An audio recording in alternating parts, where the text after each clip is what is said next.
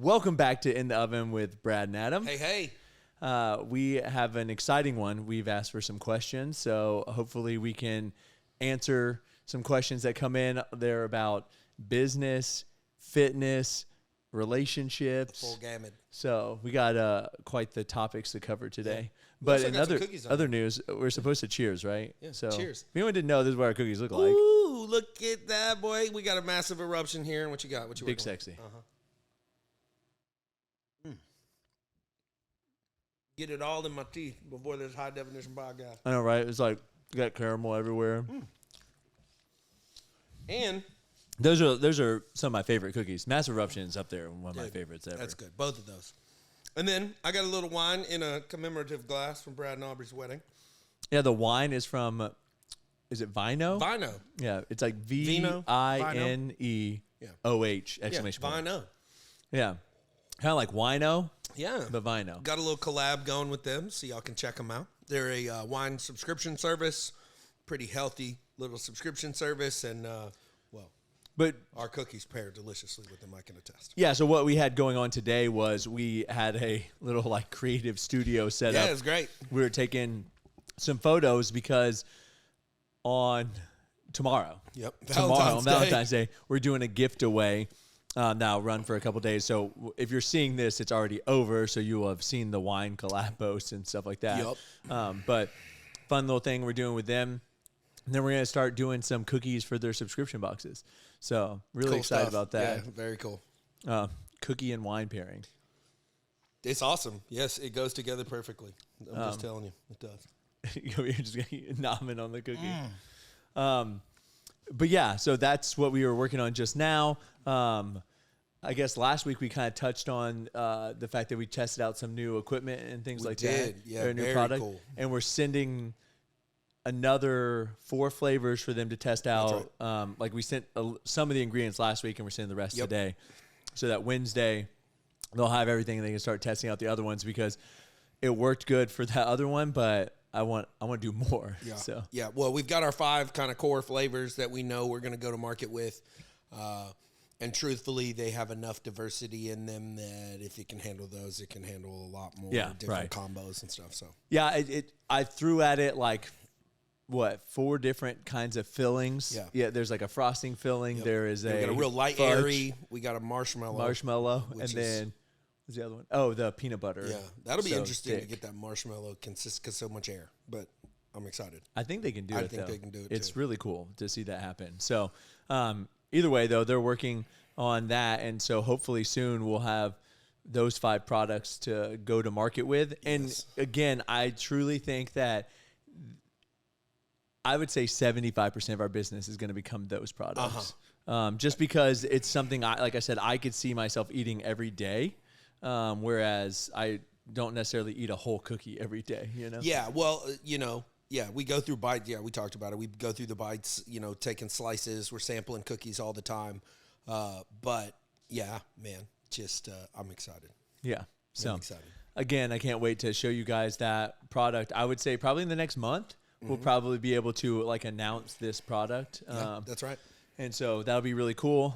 We've already, I think Christian's in front of McLean's today. That's right. Talking to him about the product. We've shown it to Publix because they are putting in an order for our cookies, wholesale and prepackaged cookies. So Right on the cusp.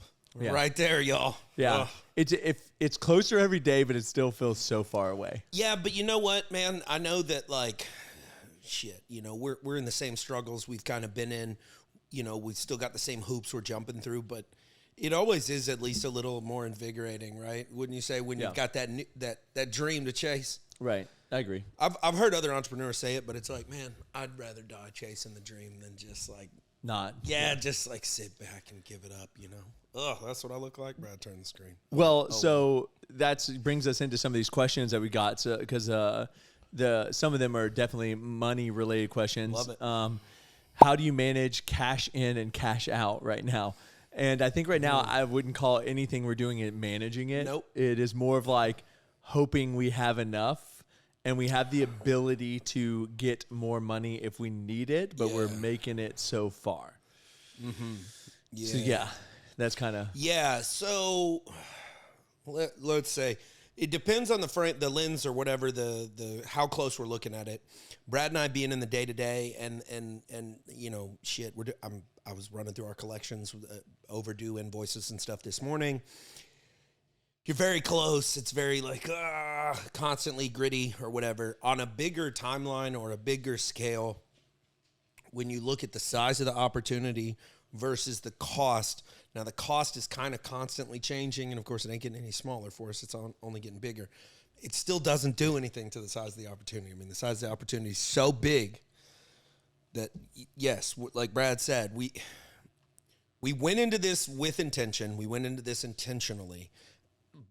But it's so big that it's like just having to use your muscle and might everything to your will all the time is, it doesn't feel like managing. And it will feel a lot more like managing in the future, right? Right, But we had a couple big missed delivery dates, not by us, but by our former customer.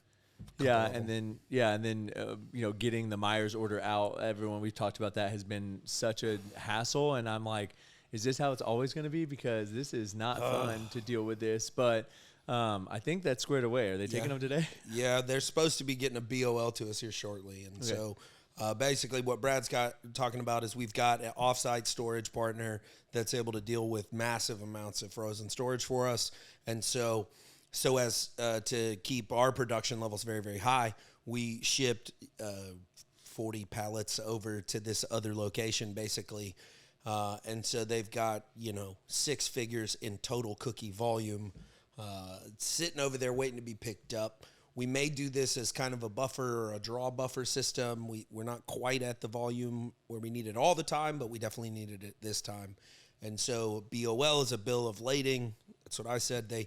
We want them to ship that over so that they are like requesting the draw. We can make one where we usually just make one. We send it over. Hey, we're going to take these. We're going to move them over here. And that's completely fine. But because it is a new customer and it's a lot of money and a lot of cookies, we just want that date to start right when the bill of lading is created. So, anyways. And then what's your biggest struggle of scaling your business? I think right now, like this, I don't have any struggle with production. I don't have any struggle. Like I know, and we're going to be able to do way more production in the next couple months. I think the truth is just like people, I feel like it's sometimes, truthfully, I feel like people ask for things and then we give it to them and then we're like waiting to hear back for so long, you know? Yeah. It's like the hurry up and wait thing is the struggle for me, is that. And while you're growing a business, it's so difficult because you're just incurring costs while you're waiting. Cash conservation and people typically, I think, come down to the biggest part of it. I've ran some small businesses. I scaled one to a very large size. But, it's cash conservation and people. Kind of what we're talking about, money management. Am I going to have enough cash to kind of execute my plan? Are there going to be any unforeseeables that come up? And then, you know, systems and shit like that, I gravitate towards, hey, I'm ADD. If I don't build it, I'll forget it. So I gravitate towards that pretty well. But the people component, man, that was really tough. And I think this is a Steve Jobs quote, but it really helped me at some point when I was scaling very quickly, was that like they said anybody can hire somebody and tell them what to do.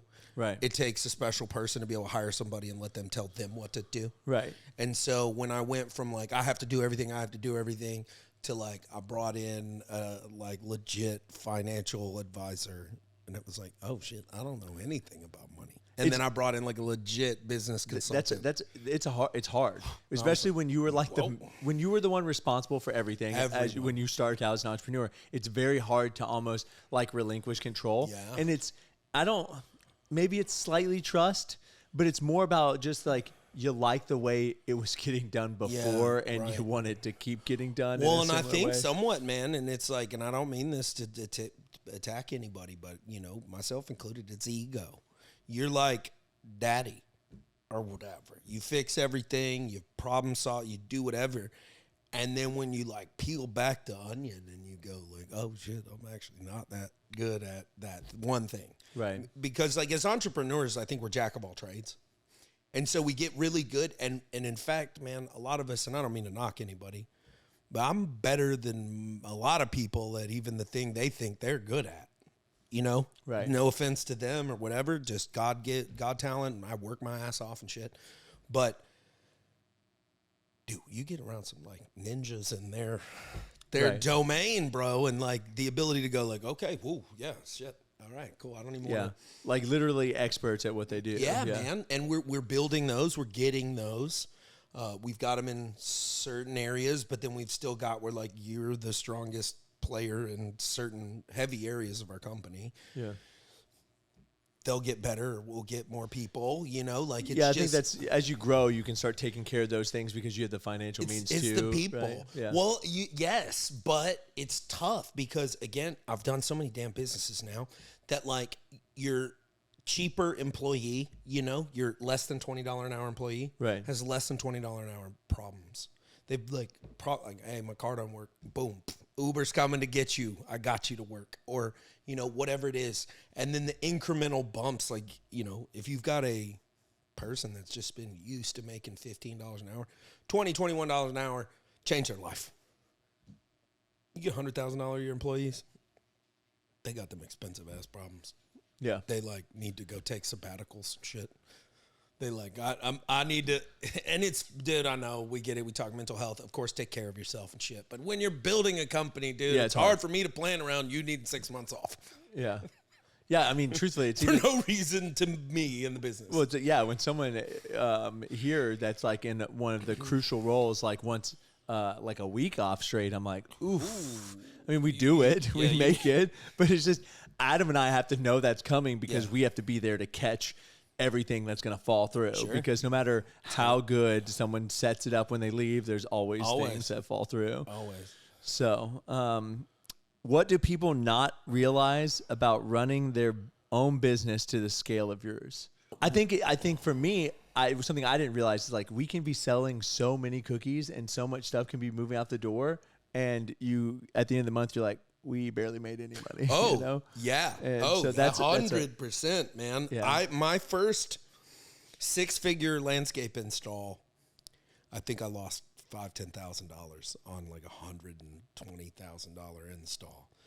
And I couldn't tell you where. Everything was supposed to be right. The plant, it was bought right. There were no issues. There were no hang-ups.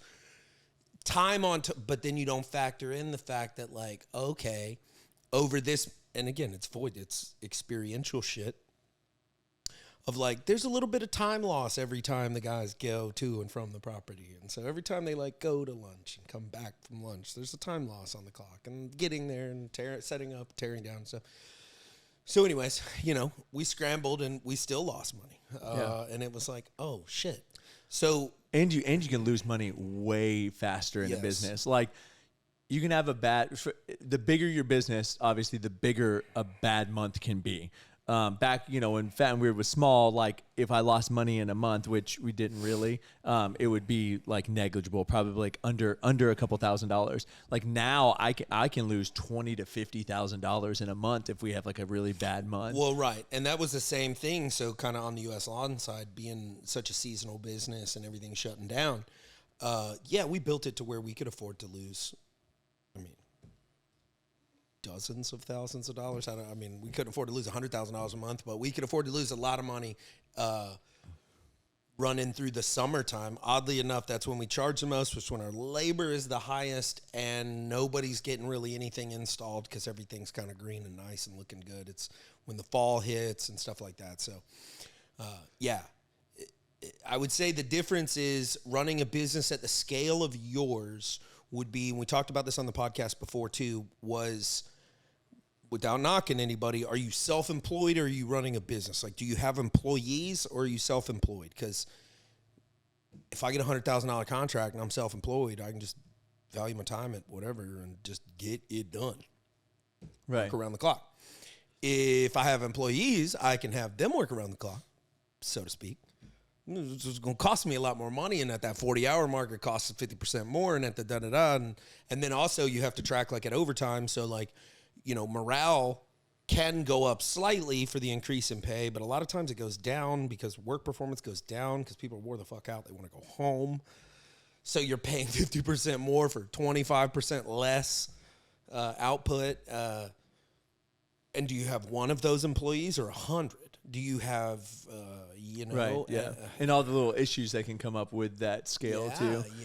Something else I think I didn't realize is that like it's okay for every month not to be a record-breaking month. Yes. I think that on social media you see like, especially like, not knocking anyone, but there would be clothing companies that my friends own, and they were just like, this was our best launch ever. And then the next launch, this was our best launch ever. And it's like every time you're like, dang, bro, like every time you're doing better and better, like that's not how it's going for me. And then you start feeling bad about yourself and like what you're doing.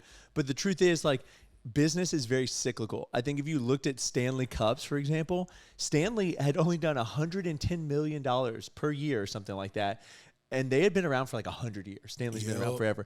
And then this year they're going to do, last year they did like 750 million from those tumblers. But the point is, they had been in business for a long time and they were probably stagnant or even on the decline. Yes. And that's why they made the change. And then obviously they blew up. Sure. But the point is they still had a successful company that was very large. Yeah. Nobody at Stanley's been hurting since Stanley. Right. So, but they're not having year after year better years. It's not better this, better that. And I think that it's just kind of one of those things is when you look at a company that's been around for more than 5 years, it's been around for 10, 15, 20 plus years. My parents' business, they had years that were not as good as other years, and it ebbs and flows. And you obviously want to be trending up, but just like your weight gain, or when you're trying to lose weight, you're not going to lose weight every time you stepped on the scale, but your trend should be going down, right? Well, yeah, but that's also has something to do with like, what do you want to call it? Like market value, maybe? Yeah. So if you are chasing, I don't know, make sure this makes sense, but chasing cash flow versus market value. I can use a big example that everybody's probably heard of, but that's like Andrew Tate's program, The Real World, versus like a thing like Masterclass. Okay. Right? Yeah. Okay, so they've done some deep dives, and somewhere across Tate University and his various little programs, they estimate that they gross around twice what Masterclass grosses, like that many more members, which is crazy because Masterclass offers all different kinds of stuff. Right. Gordon Ramsay's a backer, bunch of shit. Tate University, The Real World, doesn't really have a market value. No one can really buy it. Right. It just kind of goes away. So homie's making, literally clearing, supposedly, he showed statements, over $2 million a week he is netting. Masterclass just got valued at $2.7 billion. Right. So I don't know, but it's tough, man. So one is chasing the brand, and the brand of so another big thing on social media. Yes, personal brands are huge. Build your personal brand, but do it in a way that is more like not relying on you. Yeah, the Shopify guy. I can't even think of his name. I can see his face. Yeah. He's very vocal. He's very friendly. Well, yeah, we have don't need him to be Shopify. Well, yeah, like Max and Sour Strips, he did a really good job about not making it like Max's sour candy, right? If you know Max, which I don't, but if you know Max, I know he's a friend of yours, you're going to likely gravitate towards his brand. If you like the brand, you don't need to know Max. Right. That's the perfect way you want to do it. Caden and Hayden, too, with Alani Nu. Perfect way Like, they were great to kickstart the brand, but after that, people shared the product with their friends, and like you don't even know who they are really, but you like their energy drinks for sure. So, and I thought I had some sour strips. I had some somewhere. Yeah, I have them on the table up there. Delicious. So, since we're staying in the business world, this one I feel like would be probably pretty good for you. Adding products to a service-based business, is it better than adding extra services? And I know this person, so I'm going to go ahead and give you more background. So they are they do they're a hairstylist, hairdresser, barber, right? And so the question was, do I come out with my own line of hair gel, texture products and things like that, or do I focus on higher service tiers and things like that? I would say that so simply put, usually it is best to stay with the thing that you do first. So if you're a service-based business, if you cut hair, then typically adding more things you can do to a person's hair, I don't know what all those are. I don't need to shave, hot towels, whatever. Yeah, diet, I don't know. Whatever. Are going to be a lower barrier of entry because you've got all the tools, you've got everything set up, you're ready to go. You know as well as I do, I love the idea of setting up a retail product, but there's a lot of mental distraction. There's a lot of learning curve. There's a lot of stuff. But also I think one of them makes you self-employed and the other one makes you an entrepreneur. Well, I don't think adding them does. I think adding people to your team. So like in the salon business or the barber business or anything, you're effectively a micro landlord. Okay, I got so you've got an area, you've got a demographic, you build a brand, you build a come to me situation, even like Edge Up, come to me situation, then they would be renting chairs and space.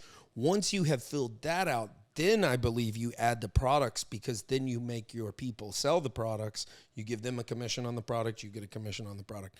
But like if you service ACs and shit, yeah, okay, actually this is probably a bad one because you can probably get somebody to put an air filter with your logo on it for nothing. But do more AC services before you offer the thing. Right, yeah. You know, because just the barrier of entry is there. It would be hard for us to offer, like, I don't know what the equivalent would be. Some kind of bake at your house service or something, because we'd have to hire a whole new company of people. So for a service, I mean, we could have like those classes where people came here and like. Yeah, but we would actually kill that because we have media and everything else. So we're just amazing. So when it comes to, for example, the landscaping business, like, would you consider like irrigation systems and things like that as a service stuff, or is it still services? I consider it a service because I'm putting it in. Like, I didn't sell anybody like heads. Okay. Like an irrigation head. And you didn't have your own fertilizer that you sold? No, I didn't have a fertilizer that I sold out. Right? Yeah, got you. Yeah, that's a good question. So yeah, because you could have, right? The service of applying fertilizer. I could have. Right, you could have been like, this is the U.S. Lawns fertilizer. Yeah, and we could have tried to do something like that. Now that I was actually trying to draw a blank on what I could sell. But yeah, I could have sold chemicals or ancillary services. But I don't know. I think you'd have a better job at building a brand. And because it's a barber, and I don't know why, they're in my algorithm every now and then, I see some folks with some cool social media brands that I might want to order your product from, even though I could never order your service because you're far away from me. Yeah. So don't discount it. But like, the only reason they have that, I believe, because I see their shop, is because they built a shop and they've got barbers in the background of their shop and they're doing some cool things in their shop. Well, a lot of people... And they've got that baseline income, too. Well, a lot of people approach Aubrey and I and they're like, oh, I had this product I want to make. Yeah. And again, not knocking it, but like a lot of times it's not an innovative thing. Like, it's already on the market. Yeah. If it's already on the market, then you have to be the brand to market your product. Yeah. So you need to work on building your brand, and then you can market your product. That's right. And I think a lot of people get so worried about what product am I going to sell before they even have an audience to sell to. Well, so that's actually funny you say that. They say that's the first stage of entrepreneurship, is worrying about the product, focusing on the product. And I'm going to paraphrase this, but most businesses fail because when people stop buying their product, instead of focusing on the business, they go back and focus on the product. I'll give a great example, but it's like Chips Ahoy. Right. Again, we talked about it. I don't think anybody thinks they're great. Right. When Chips Ahoy products sales volume goes down, they don't change it. They don't do anything to the product. Well, yeah, I think Oreo, they didn't change the product outright. They did start doing the LTOs. Well, and you might do things like that, but that's working on your business. That's working on sales channels. It's revenue channels. It's streams. It's optimizations. And so they say that's kind of like the second step, because, like, again, man, how many people out there are selling toothbrushes, right, or whatever? Yeah, and then they're just like, right. Yeah. So I think going back to that is like, focus on building your audience for the product you have in mind. I would say don't just like throw away the product right now, but it's because obviously if you build an audience based on, a certain thing and then market a product that has nothing to do with it, it's probably not going to convert as well. But like, if you build a personal brand that's about you as a person, then you really can pivot into a lot of different products. Well, like, I mean, it's like build your personal brand. In my opinion, it doesn't have to be overly commercialized. It's like the way I feel like people used to talk about building their last name, or like your, stand on your name. Yeah, legacy type stuff. Yeah, like, well, even Fat and Weird, man. Like, we made it a little oops. It's a nothing oops. Brad and I were both concerned that we fixed it. Lady with the cake. Oh, yeah. That was the most important thing. All right, cool. We'll fix it. Cool. Moving on. We got some lessons learned that we're going to do from it, but you stand on your name. You make right, you do what you say, all those things. You can't get that back, but that's also the thing that carries all the value, all the, Yeah. Yeah. And so with that whole thing being said, build your personal brand. Focus on if you're a service industry, just keep doing your services until you build up some kind of brand that you can then make man. a product. I don't know. I'm sure there's references or industry standards in there, but I would say if you are in a decent sized city and you're in the, I would say if you're probably doing under $2.5 million a year in your barber space, I would probably say lean harder into your barber space, lean harder into the ancillary products or services that you can offer within, growing your barbers, extending your hours, and then add that in. That's what I would do. And then staying on business related, how to handle negative reviews and stay positive as a business owner. I fucking love haters. So this one's a lot harder for me than Adam. Adam is funny. Adam will posted reels before where people have just like flaming him, and he just like responds very like playfully, like essentially like, who let this idiot on Instagram, and he'll be like, yeah, I don't know who does, but I'm here, Dude's an idiot. So, but for me, I think that once I had to really think about the fact that no one is going to be loved by everyone, And so it's kind of like, I mean, even Jesus, who arguably did nothing wrong to anyone. He had some haters. Was hated. And then, looking at the bigger you become, the more you're going to have people that love you. And then you're also going to have people that hate you too.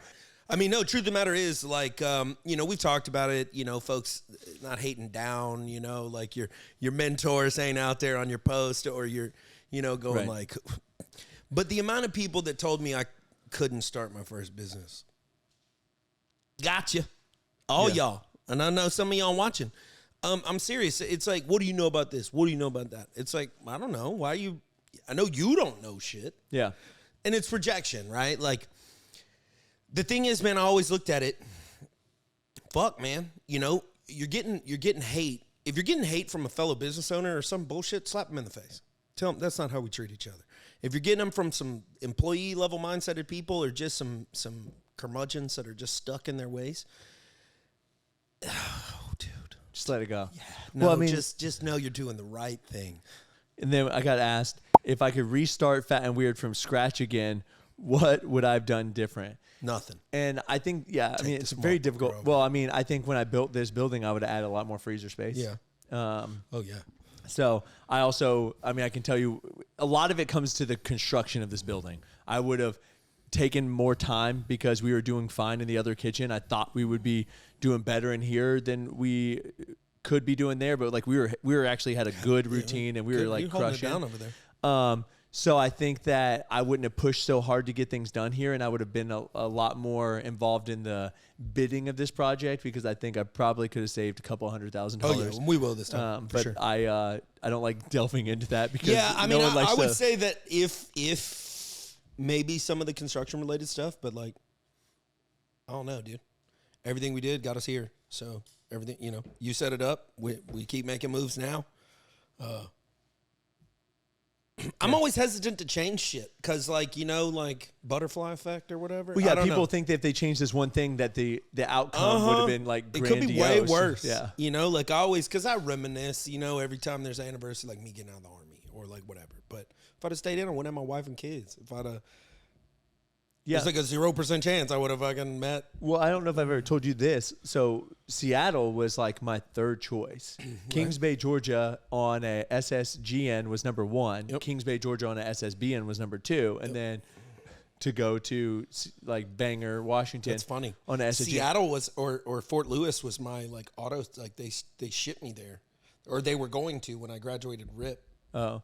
But so my whole time there, I was like, dang, this sucks. I want to be closer to home, like da. And literally the last 2 to 3 months I was living in that area is when I met Aubrey. So if I would have never been stationed there, if I would have gotten what I wanted, I would have been in Kings Bay, Georgia. And the reason that Aubrey is like so crucial to my life is that we've done a lot together. Like if I would have married any other person, I don't think that we would have built what we built because Aubrey has like been crucial. Well, regardless, it wouldn't be with Aubrey. Right. And you wouldn't have Letty. You'd have a different child. And so like, I can't fathom, I don't want different kids. I don't want a different wife. I don't want a different life. Same thing, except for I got what I wanted. I actually wanted to go to Savannah. And this is kind of weird, but my roommate, whatever, battle buddy,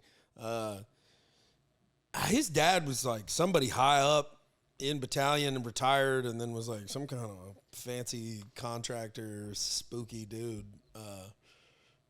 Callahan was just like, hey, yup.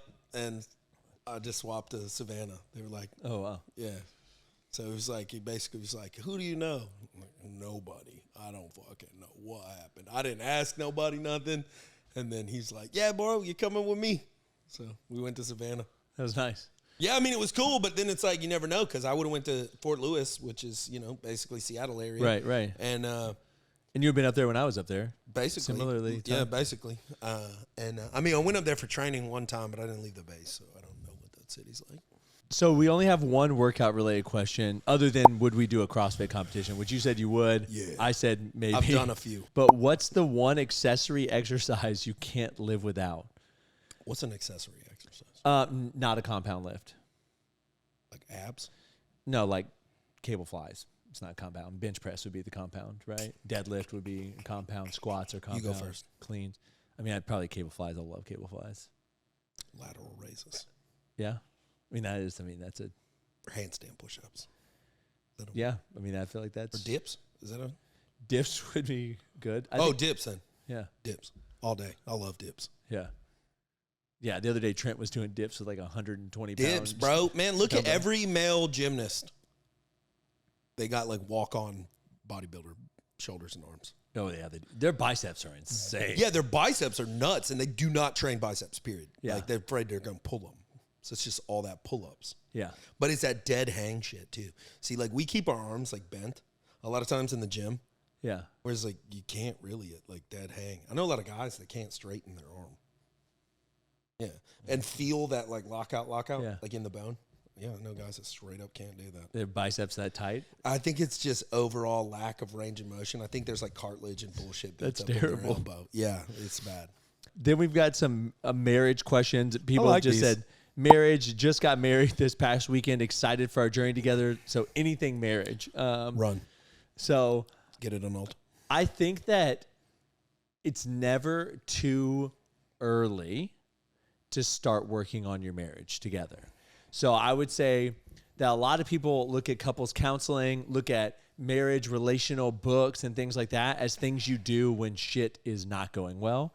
And I think it's, if you can treat it that way, that would be like corrective medicine or whatever. But I think there's a preventative medicine that can be involved where you can work on your relationship together or separately. Well, maybe know the batteries in the smoke alarm work before you smell smoke. Yeah. Maybe don't, because that'd be, hey, relationship's kind of hard, kind of bad. Maybe now we should check and see if there's batteries in the smoke detector. I don't know. Well, and I think it's harder to get someone to go to, like, agree to go to counseling with you when things are rocky, because then they're like, oh, I'm just going to get teamed up on, or like whatever the reason is. Whereas if things are great in a relationship, like, hey, I'd love to go to couples counseling just so we can just further develop our relationship. Nothing's wrong, like da-da-da-da. I think people are much more open to that because they don't feel like they're going in to get like blindsided. Yeah, poo-pooed or like, you've been bad. Yeah, well, you just sit in a room and get told how you're wrong.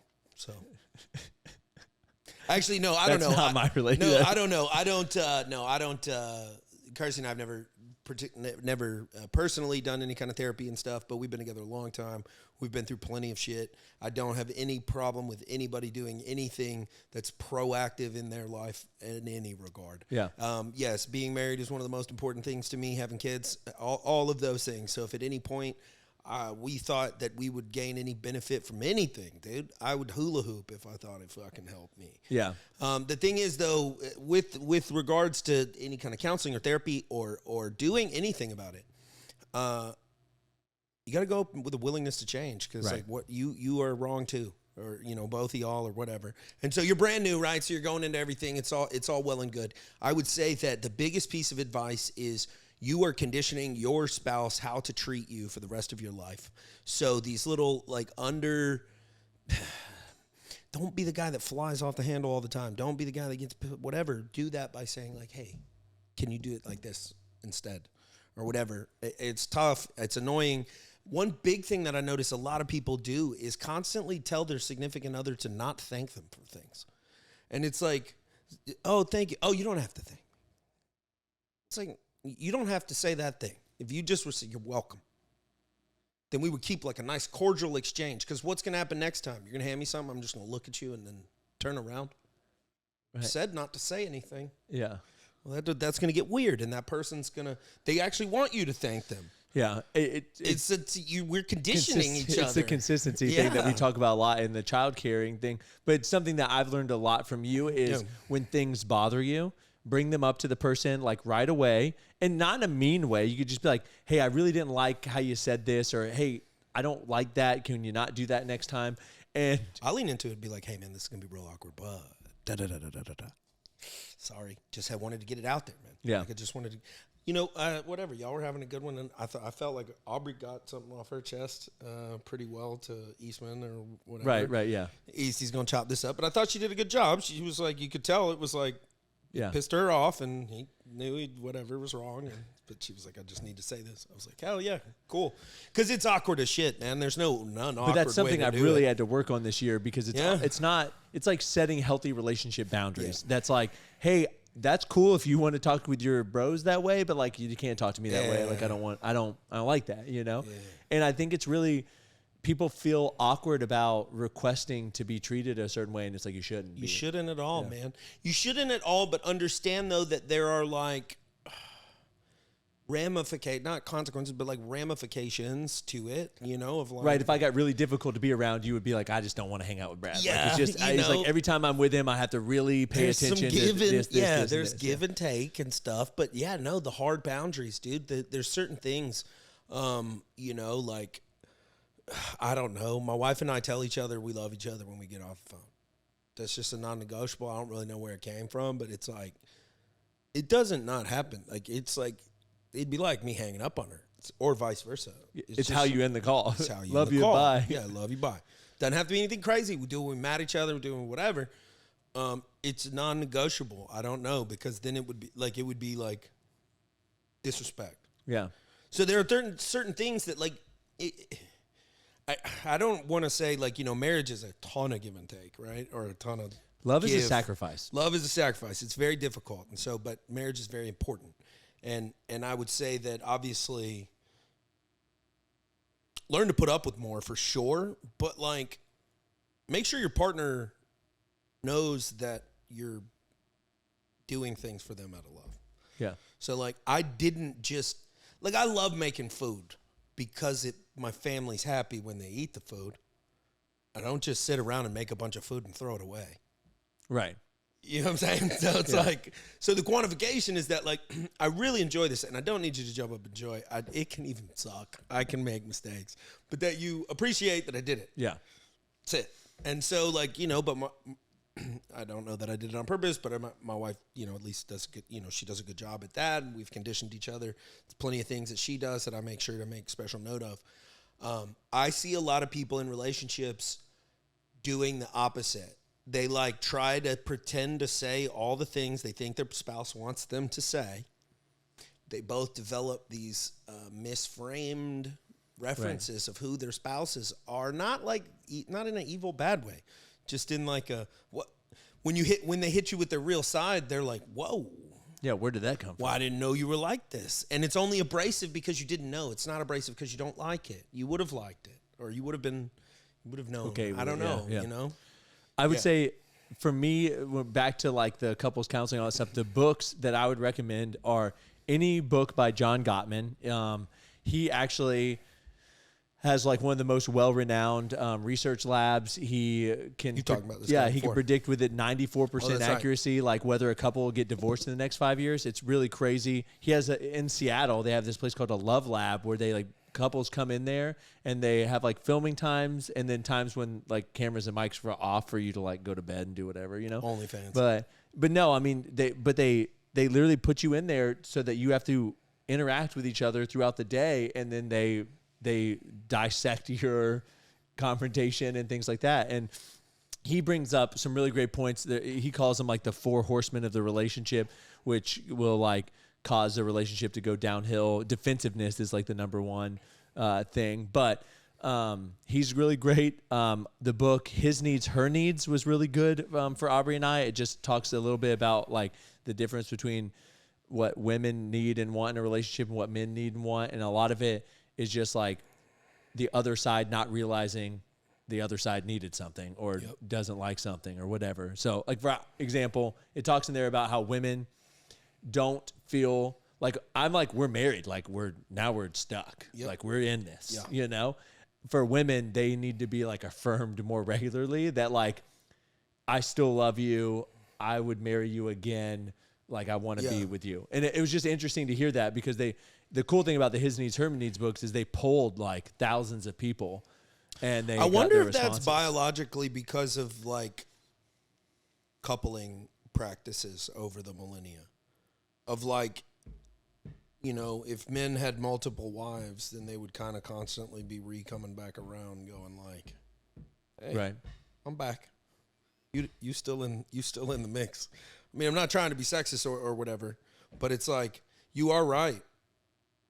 I don't know what happened between yesterday and today that I needed to come back and like reconfirm. It's just weird. But I mean, if I wanted to melt Aubrey right now, I would just walk in there and be like, babe, I just love you so much. I would marry you again in a heartbeat. And that, like, it'd be game over. Yeah, but but then they'd run out. You got to constantly hit them with the new shit. Well, I mean, honestly, just hearing it, though, I mean, hearing it in some way is like good for them. But anyways, recommend those books. I think they're really great for your new marriage. Yeah. We had someone ask about that they're getting married and then their boyfriend's going on deployment, or they're now. Well, one more thing on the new marriage, you know, hang in there, man. Don't be the statistic. Be the exception. Like, marriage is tough. Yeah. This girl means, and I don't know if there's a male. Yeah, it's a girl that asked. Okay. If this man means the world to you, make sure that he upholds his end of his bargain and you uphold yours, and y'all stay together. And congratulations on your marriage. And then the other one was the marriage one about getting married right for deployment. That's hard for me because I've only seen the guy really get screwed over in that situation. Yeah. It's difficult. I would say have open communication. All right, look. Set boundaries that are respectable with each other beforehand. If y'all are getting married right before deployment, I'd really only assume it's because you're going to get an increase in pay.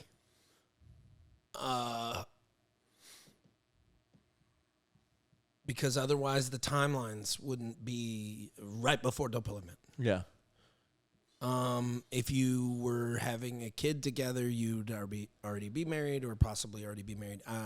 I would just say that here's what I know. I know too many people that they've gotten married for the increase in pay. And whether or not it was for the increase in pay or not, I don't know. God's got to man, if you're getting married for the increase in pay, just expect some hardships. Yeah, I don't know. So sounds wrong. So what you're saying though is that it ran my mind, man. I thought for this person, would you recommend like, hey, maybe you should hold off getting married until after the deployment? Yeah. I think the hard part is once you're married, you've made a commitment. If you realize that you can't do that life after you've decided to marry this person, then you're going to tell this person you need to get out of the military or else we can't be together. But yes, I agree with you. I would say that when you're getting married, you're agreeing to fulfill certain roles and responsibilities. And I understand that like modern military has maybe like limited that or changed some of that. But like you can't be, and look guys, I was in the military, Brad was too. You can't be a very good husband on just the husband space when you're on the other side of the world, right? I just want to be clear about that. Not knocking the military, but if I'm going to get married and then what was it, 2 weeks later? Okay. Is that what it said? Yeah. Something like that. Like 3 weeks later. A couple weeks later, I'm going to go be on the other side of the world. Well, then I'm not going to be a very good new husband. Right. Can't comfort my wife. I can't even call her consistent. And I don't know where deployment. I deployed to Afghanistan way before and Iraq before video Zooms and conference call. I didn't know if I'd be able to call you at all. So I don't know what that's like, but I knew I wouldn't have been able to be a good husband. I'd be an absentee husband. Yeah. And if I were doing it purely for money, then I'm chasing an idol that isn't my marriage. Right. And so, like, I don't know. If it's so important to you to get, the money's nice. It's beneficial. Like, it could go as a down payment on a house. I understand all the things you guys probably already talked about until you separate and he can't call or she can't. I don't know who's deploying for days, weeks, months. And it's worse if it's the female going to a deployment area because it's like, dudes over there like prisoners, basically. I mean, like, she'd be a slap 3. She gonna look like a desert 10. I'm telling you, dude. It's bad. You just, like, dude, I was in an all-male unit. All male. We didn't even have, like... Right.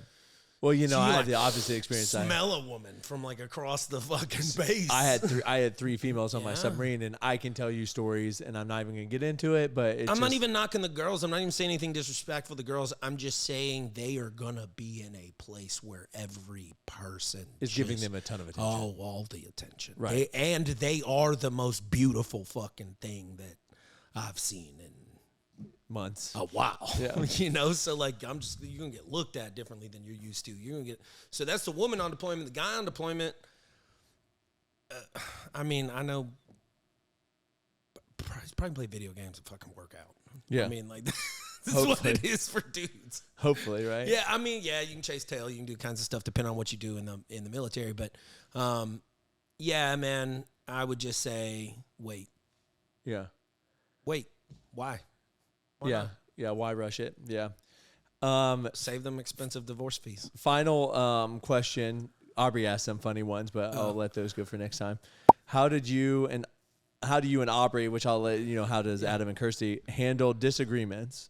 Best advice. Okay, you first or me first? I mean, can I give you the answer that I wish that we would do? Because I don't think that's what we necessarily do. Kirsty knows I'm always right, so we don't really have that problem.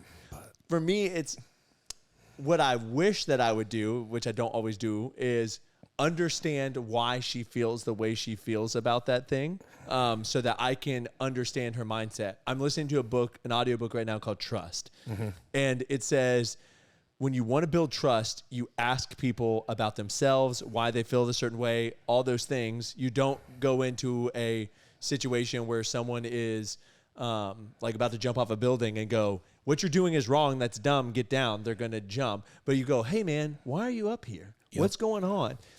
And you build that trust. So for me, it's in that kind of situation, disagreement. It's just like, why do you feel that way?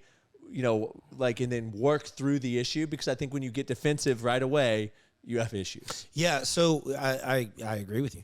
I always, just a kind of character trait or whatever. It's not that I use this all the time to not fight with my wife, but perspective. I always want to know why people are doing what they're doing. So like, what perspective made that person think? And I normally kind of get it. Like, okay, I was this, I was that, da da da da da. So I normally kind of have a little heads up. I know that they say that.